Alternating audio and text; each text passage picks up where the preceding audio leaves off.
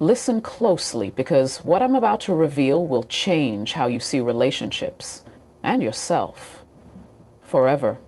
Most men spend their entire lives chasing, begging, and bending over backward for a woman's attention, only to end up empty-handed, frustrated, and invisible. But what if I told you there's a way to flip the script, to become the man women pursue instead of the one pleading for scraps? This isn't manipulation. This isn't a trick. This is the raw, unfiltered truth about what really makes a man irresistible. And once you hear it, you'll never go back to the way you were before. I'm not here to waste your time with empty platitudes or tired cliches. I'm here to expose the brutal reality most men refuse to face. Women don't chase men who need them. They chase men who inspire them, who radiate a quiet, unshakable confidence that says, I am the prize, and the moment you embody this, everything changes. The power shifts, the dynamic flips, and suddenly, you're not the one fighting for her attention, she's fighting for yours. But here's the catch. This isn't about pretending. This isn't about faking it until you make it. This is about transformation, a complete rewiring of how you think, act, and carry yourself in the world. And if you're ready to leave behind the weak, needy version of yourself and step into the kind of man women can't ignore, then don't you dare look away. Because what comes next will be the most important lesson of your life. This is your wake-up call. The question is, are you ready to answer it? Let's begin with a fundamental truth, one that most men never grasp, and that failure, them everything. You've been conditioned to believe that pursuit is the path to success, that if you want something, especially a woman, you must chase it down, outwork the competition, prove your worth through relentless effort. But here's the brutal reality. Chasing is the fastest way to lose. It doesn't just fail, it backfires. And the reason is rooted in something far deeper than dating tactics or social dynamics. It's embedded in human nature itself. Think about it. When you chase, what are you really communicating? You're signaling lack. You're broadcasting scarcity. You're telling her through your actions that you need her more than she needs you. And nothing kills attraction faster than that. Women, like all people, are drawn to those who stand firmly in their own value, who don't plead, don't scramble, permission to exist. They're repelled by desperation because desperation is weakness, and weakness is dangerous. Evolutionarily, it's a terrible signal. A man who chases is a man who hasn't secured his own survival, his own purpose, his own throne. And no high-quality woman wants to tie herself to that. Now contrast that with the man who doesn't chase, the man who is so absorbed in his mission, so committed to his own excellence, that he doesn't have time to beg for attention. That man is rare. That man stands out. Not because he's playing games, but because he's playing an entirely different sport. He's not focused on her. He's focused on becoming the kind of man she can't ignore. And that shift from chasing to attracting changes everything. Attraction isn't something you negotiate. It's something you command. It's then a woman's validation, his purpose.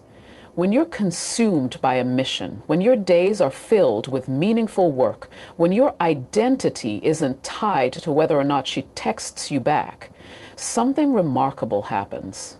You stop monitoring her every move. You stop dissecting her tone. You stop rearranging your life to accommodate her whims.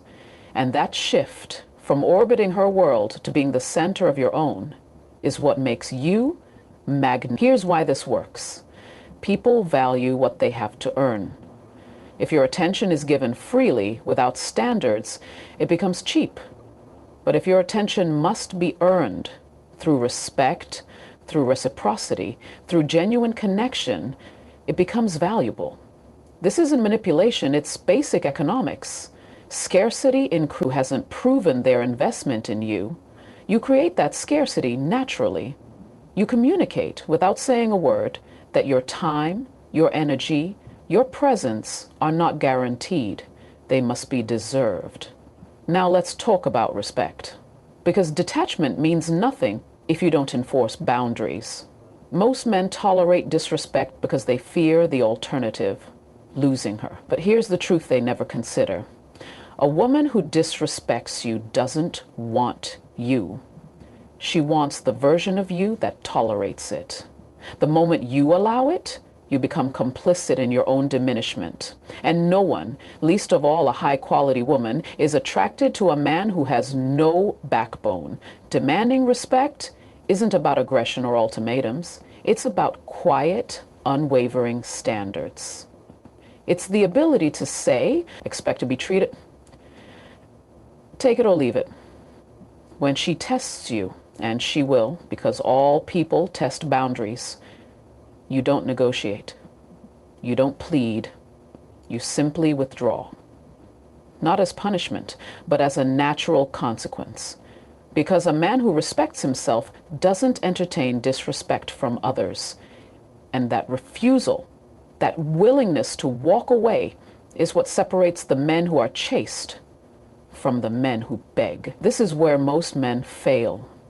They confuse attachment with love, neediness with passion. They think that if they care deeply, they must show it through constant attention, through emotional dependency.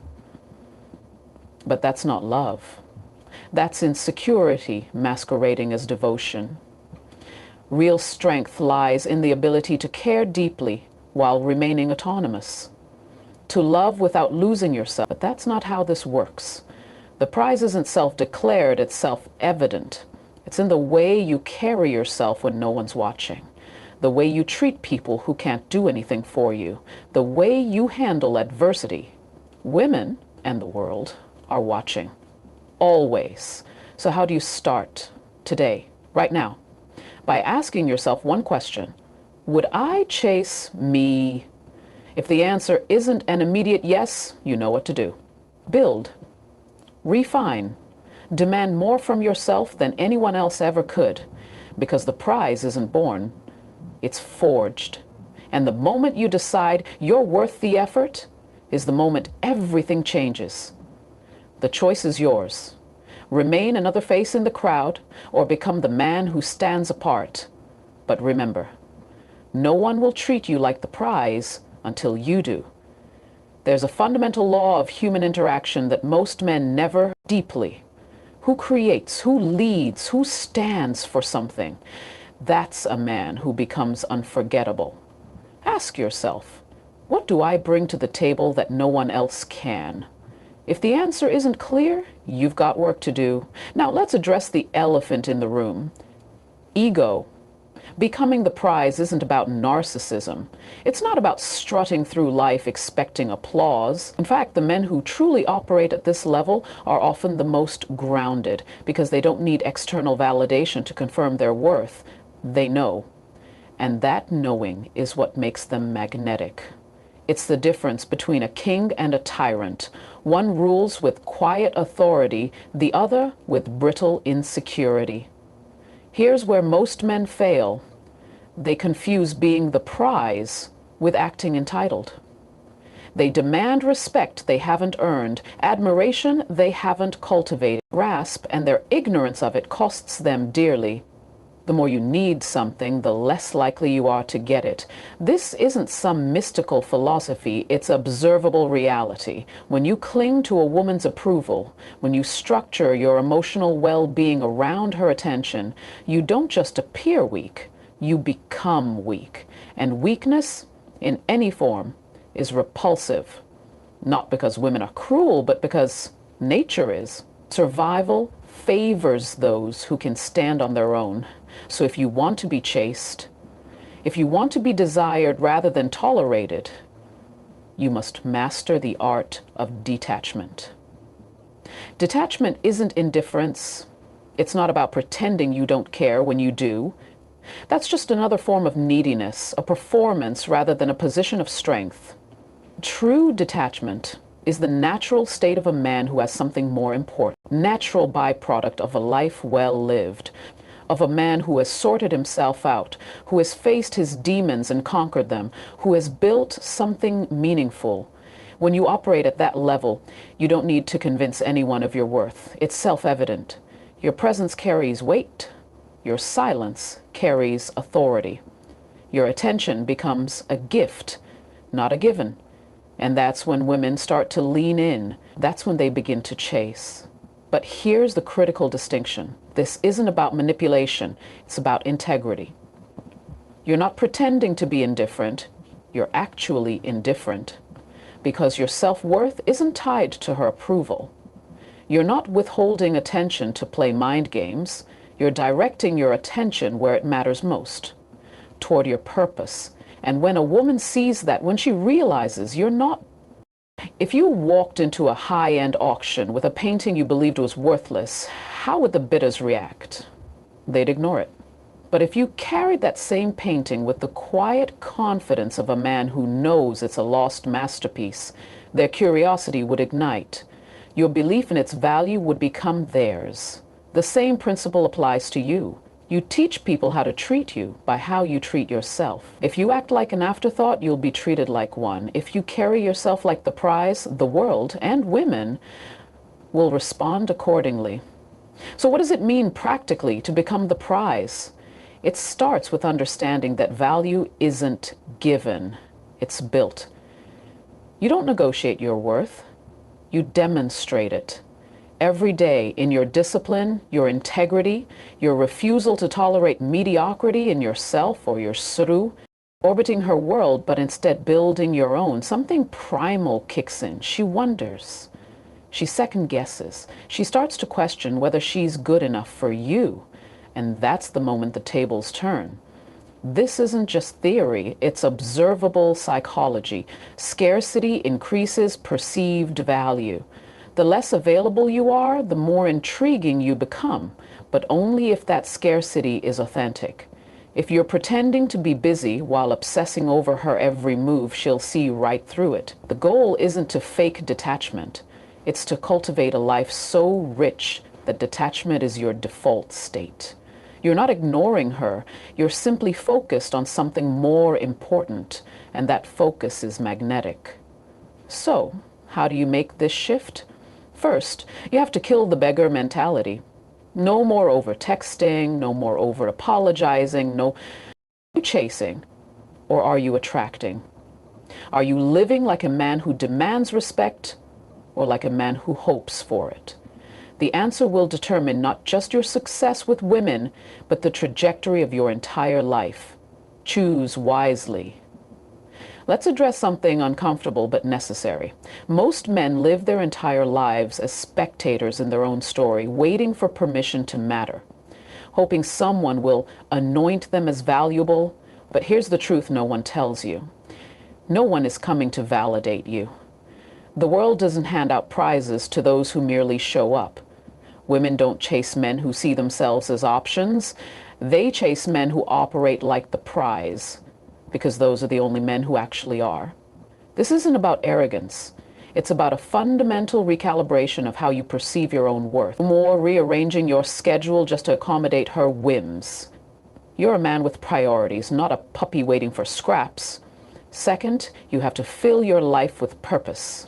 If your existence revolves around women, you'll always be the one chasing. But if your existence revolves around something greater, your craft, your legacy, your growth, then women become a complement to your life, not the center of it. And that's when they start showing up differently. Finally, you have to internalize this truth. You are the prize, not her. You. Until you believe that at a bone-deep level, no tactic will save you. Confidence isn't something you fake. It's something you earn through discipline, through achievement, through self-respect. And once you've earned it, the chasing stops. Because you won't need to. So ask yourself right now, dings. A prize isn't just something rare, it's something earned. And that's the key distinction most men miss. They want the results, the attention, the respect, the attraction, without the labor of becoming someone who deserves it. But life doesn't work that way. Let's break it down further. Becoming the prize requires 3 non-negotiable pillars. First, mastery of self. You cannot be the prize if you're ruled by laziness, insecurity, or impulse. Mastery means showing up even when you don't feel like it. Training your body, sharpening your mind, refining your craft. It means looking in the mirror and demanding more from the man staring back at you. Because here's the brutal part. Women can smell self-disgust beneath bravado. They can sense when you're performing confidence instead of embodying it. Competence, from knowing deep down that you've put in the work. Second, unshakable standards. Prizes don't beg for attention, they command it. That means walking away from anything and anyone that doesn't meet your criteria. Most men tolerate disrespect because they fear scarcity. They think, if I don't accept crumbs, I'll starve. But that's the paradox.